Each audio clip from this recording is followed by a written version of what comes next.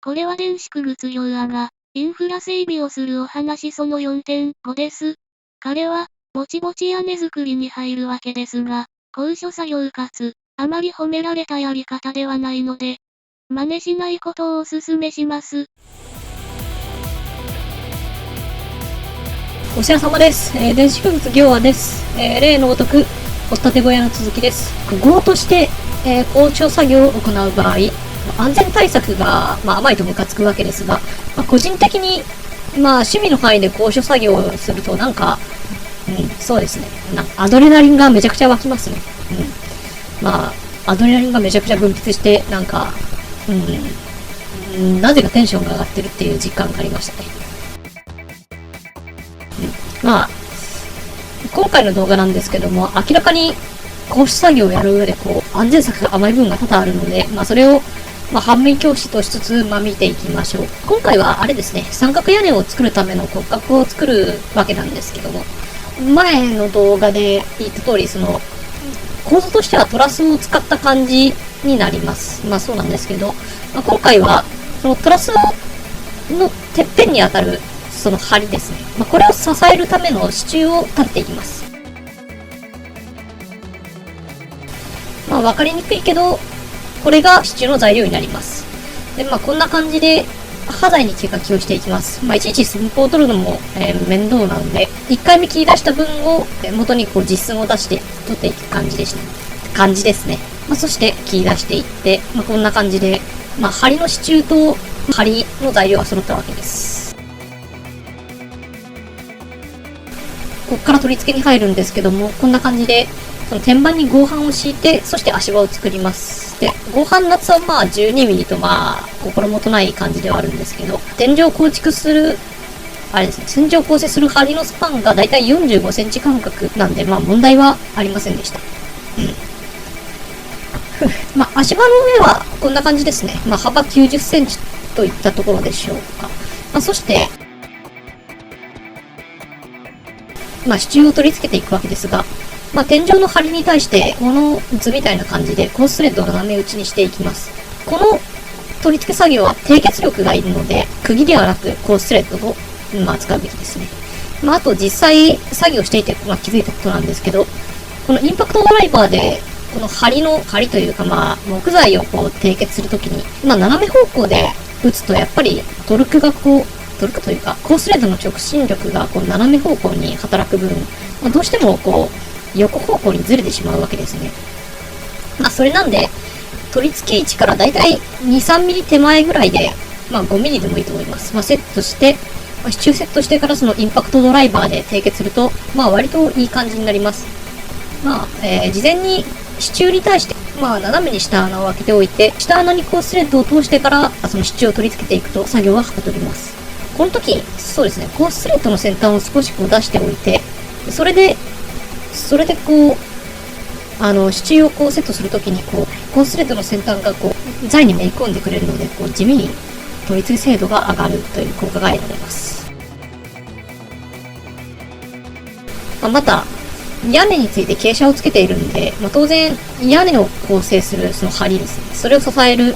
支柱なんですけども、これもその梁によって高さが変わってきます。屋根のてっぺんの骨格に当たる梁なんですけども、これは、そうですね、てっぺんなんで相応に取り付け位置が高く、支柱も長くなるということです。作業姿勢が高くなってバランスを崩しやすくなるという、リスクがあるわけですね。ここで、前のめりになってしまうと、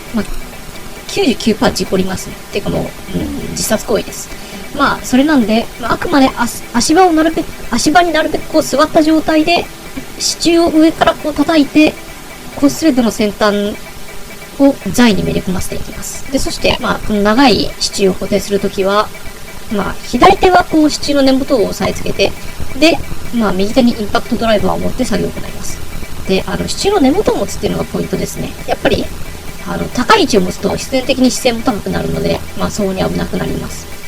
絶対に前のめりにならないことです。前のめりになると前に落ちます。次ですね。同じような作業の繰り返しになるんですけども、さっき言ったように、コーススレッドで締結した時のズレ分だけ手前に支柱をスタンバイさせ、取り付けていきます。1列目はこんな感じですね。余談ですけど、高校で咲いてるのは藤の花です。その香りに誘われてクマンバチが、まあ20匹ぐらい来ますね。可愛いですよね、クマンバチって。まあ刺されるとめっちゃ痛いんですけどね。まあいいや、次の列にこう支柱を立っていきます。まあやることはまあ同じですね。こうスレッドを通していって。で、先ほどに比べるとまあ前列の天井部分にこう足を突っ張ることができるだけ、まあ幾分安全と言えますね。で、あと、まあこんな感じで、支柱の位置を毛がいて固定するんですけども、まあこれはまあさっきも同じようにやっていたわけで、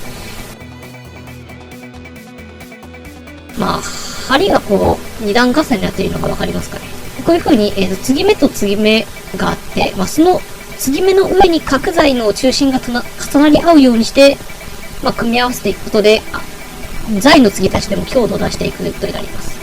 まあ本来の在来工法だと、まあ継ぎ手みたいなの、アリ継ぎだったり、溝継ぎだったりなんか作るんですけど、なめんどくとはできないので、まあこんな感じでやっていきます。まあ、10センチに10センチ間隔で、まあ角材を、まあ釘で打ち付けてるんで、まあ強いと思いますよ。まあ、そうですね。で、まあこんな感じでどんどん、支柱を立てていきます。そんでもって、まあ最後の列の支柱の取り付けになるわけなんですけども、こんな感じで、まあ板を敷いて足場を作ったんですけど、まあ寸法上2枚敷くと支柱が立てられないわけですね。それなんで1枚しか使わない。すると足場の面積が半分に、まあ、半減されるわけですね。まあこっからが、まあかなり、まあ危ないので、まあ慎重に作業していきます。まあとにかく姿勢は低く。で、まあ倒れるにしても、まあ落ちない方向に倒れるように意識しましょう。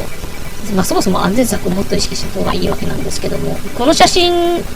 の右手側ですね、にはまあ先ほど立てた支柱があるので、足場が悪くなるんですよね。後方に座ることができないというか、まあ、邪魔なんですよね、この支柱が。まあそれなんで、まあそれも意識しつつ姿勢に気をつけます。で、まあ真ん中ですね。この真ん中の支柱っていうのは特に、まあ寸法が長くて、作業姿勢が崩れやすいんですよね。まあそれで注意しましょう。あとそうだ、もうこの写真。まあこれは、まあ気の緩みに自覚があるなら、まあ書いてあるんですけども、まあこれは決してまあ先輩とか先生とか、まあ誰かしらが言う、まあやる気がないなら帰れ的な文言ではないですね。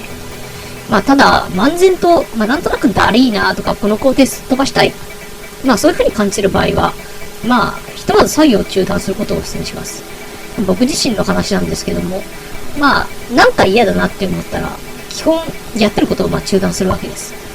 まあトレーニングだったり、お絵描きだったり、なんでもそうです。なんか嫌だなって思ったらまあ一旦中断。これが僕の中での鉄則ですね。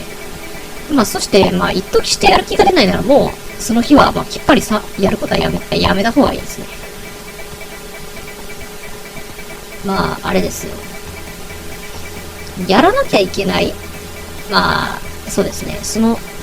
漫然とこう嫌だと思うのに、やらなきゃいけない対象っていうのが、まあ、納期があるものだったら、まあ、なんでそれが嫌なのかとか、まあ、揃うもの以外から理由を探すわけで。揃うものっていうのは、まあ、結局やらなきゃいけない場合は、まあ、義務なんで、まあ、考えるだけ無駄なんですよね。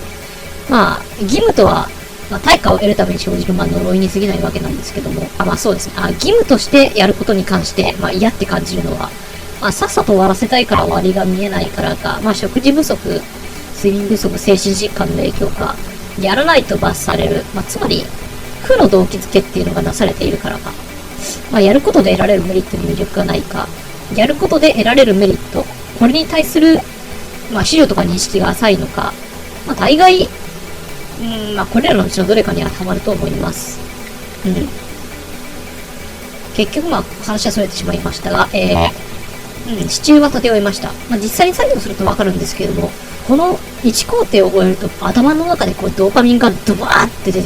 てくるっていうのが実感できるわけですね。高所作業とか危険なあれをやるとアドレナリンがこう分泌されてなんか興奮するというか、なんか、あれですね。あんま良くないけど、まあただ、それをやり終えた時になんかドーパミンって出るみたいなんですよね。なんか、幸せって感じます。で、飯がうまいわけですね。働かずに食う飯って、まあ、美味しいですよ。なかなかうまいんですけど、まあ、やりたいことをやって、まあ、それである程度もう、やりたいことを果たした後に食べる飯っていうのはまた格別ですよね。まあ、ドーパミンが飯をうまくしてくれるというか、そんな感じですね。僕としては、